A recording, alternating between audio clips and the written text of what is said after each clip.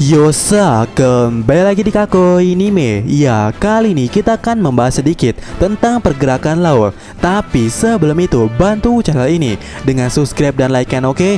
Ya, jika mau, dan mulai intronya.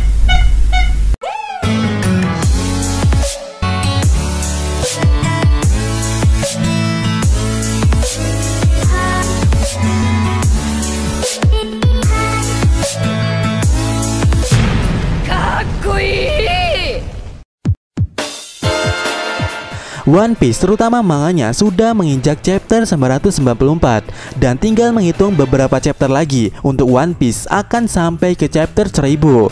Namun sampai di chapter 994 kita belum diperlihatkan lebih lanjut pergerakan Law ataupun Eustace Captain Kid. Tapi khusus untuk Law yang setelah rencananya berhasil untuk menggerebek Kaido yang dilakukan oleh para Akazaya, kita benar-benar kehilangan hawa keberadaan Law yang sekarang entah ada di mana dan sedang apa. Tapi menurut Mimin ya, melihat Law melintasi jalan yang berbeda dengan Kinemon dan Akazaya lainnya waktu di belakang Pulau Onigashima ini benar-benar menunjukkan satu hal yang mencurigakan. Ya, seakan-akan kita ditunjukkan cahaya dan kegelapan atau matahari dan bulan. Dan berbicara soal matahari dan bulan, pasti kalian tahu konsep dasar ini. Ya, tugas utama orang yang memilih matahari adalah melakukan tugasnya dengan terang-terangan atau simpelnya sebagai pusat perhatian. Sedangkan orang yang memilih bulan akan bergerak dalam bayangan dan meminimalisir kemungkinan terburuknya serta bergerak ketika si matahari ini melakukan kesalahan. Jadi ketika Akazaya memasuki gerbang atas dan langsung menyerang Kaido yang tengah menjadi pusat perhatian, tidak lain tidak bukan jalan yang dipilih oleh Akazaya adalah matahari. Karena serangan Akazaya ini waktu itu benar-benar memancing perhatian lawan. Dan dengan begitu, berarti Trafalgar Law memilih jalan bulan yang misi utamanya meminimalisir kemungkinan terburuk serta akan bergerak dalam bayangan. Dan melihat tatapan serius dari Law ini, rasanya mirip ketika Law mengincar SID di Pang Hazard. Jadi saat ini mungkin ada sesuatu yang diincar oleh Law dari Kaido. Dan mungkin ini tujuan utamanya yang presentasinya itu sangat kecil. Ya, mungkin ini ada hubungannya, benar-benar ada hubungannya dengan masa lalunya Law dan juga masa lalunya Kaido. Atau mungkin lebih tepatnya ini ada hubungannya dengan OP-OP Nomi.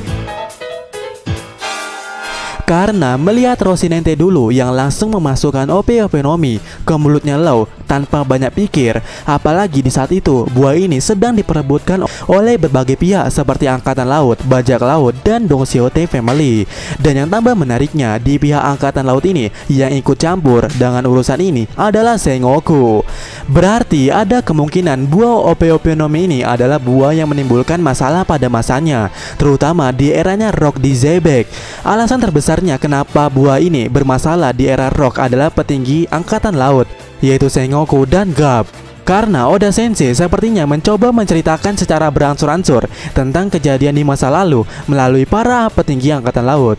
Dan yang sepertinya yang memiliki kesambungan cerita adalah mengenai OP-OP Nomi yang disinggung oleh Sengoku di Dressrosa dan Rock Pirate yang dibahas oleh Garp di Ash Reverie, serta sedikit dibahas oleh Sengoku waktu perilisan Bounty Yonko waktu itu.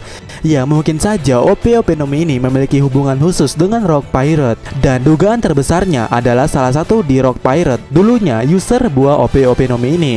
Dan yang mendapatkan presentasi terbesarnya adalah Rock di Zebek atau Sencho-nya di Rock Pirate ini. Karena alasan terkuatnya adalah penyakit Goldie Roger yang tidak bisa disembuhkan ini. Ya, itu adalah insiden God Valley. Ya, menurut ceritanya dulu Garp dan Goldie Roger sempat bekerja sama untuk melawan Rock di Zebek dan menimbulkan insiden yang epik. Tapi pernah nggak sih kalian mengalami hal aneh dari insiden God Valley ini? Ya, kenapa dua Master Haki melawan Rock di Zebek yang entah kebetulan entah tidak ya mirip adegannya dengan insiden atau pertarungan antara full body Haki yaitu Vergo melawan user OP-OP Nomi saat ini yaitu Trafalgar Law. Aneh nggak sih?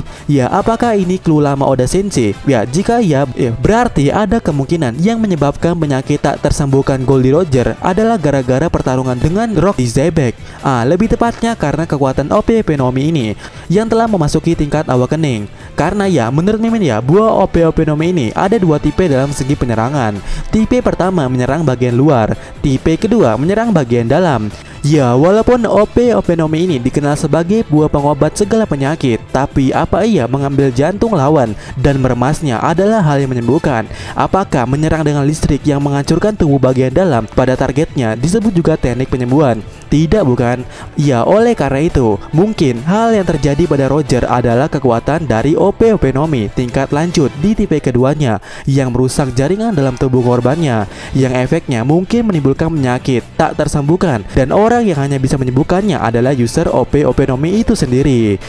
Nah, dari sini kita dapat merumuskan masalahnya. Jika di era dulu OP-OP Nomi ini ada hubungannya dengan Rock Pirate, berarti di era ini OP-OP Nomi juga ada hubungannya dengan Kaido. Karena itu tadi, dan itulah yang diincar oleh Law saat ini sebagai user OP-OP Nomi untuk menjatuhkan Yonko Kaido. Karena ya OP-OP Nomi ini selain teknik menyerangnya yang merepotkan, OP-OP Nomi ini juga memiliki special skill seperti perpindahan kepribadian dan operasi keabadian, di mana operasi keabadian ini bisa memberikan kehidupan yang abadi kepada orang yang diberikan. Namun sebagai gantinya, usernya akan mati karena operasi ini. Nah, ini yang jadi pertanyaan atau menjadi pembahasan seorang orang.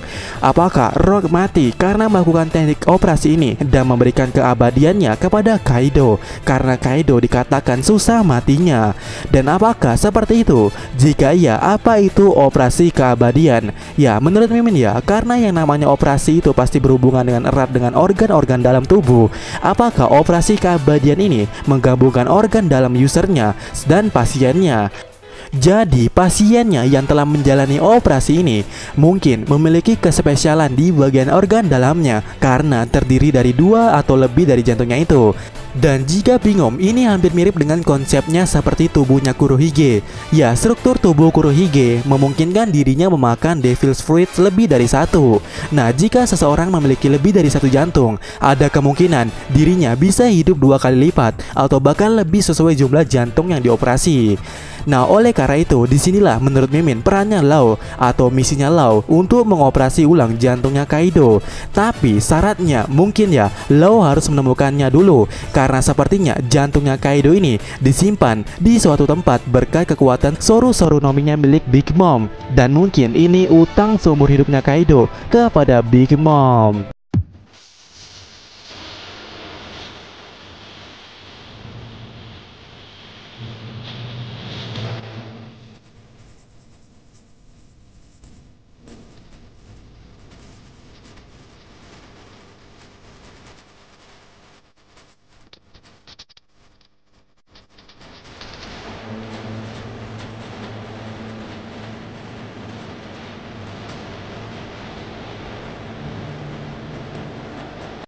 Ya, jadi bagaimana menurut kalian? Sampaikan pendapat kalian dan sampai ketemu lagi di video meme selanjutnya. Yosa.